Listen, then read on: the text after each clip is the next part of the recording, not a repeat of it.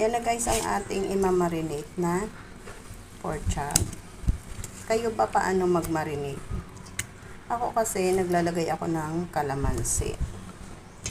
Kalamansi, bawang para mabango. Ayan na po. Ayan na po siya. Ngayon,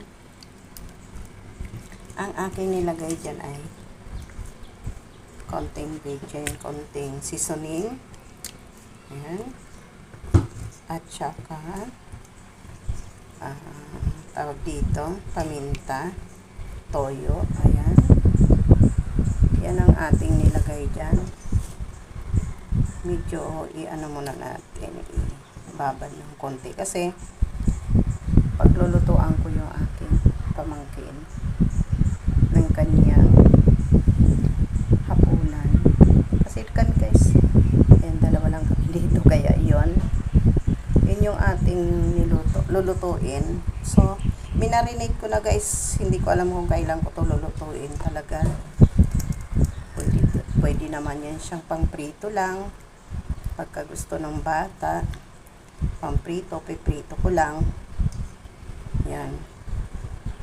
So, yan lang guys ang ating prepare ngayon. Ganun lang po ako magmamarinate ng halimbawa kung ano man yung imamarinate ko.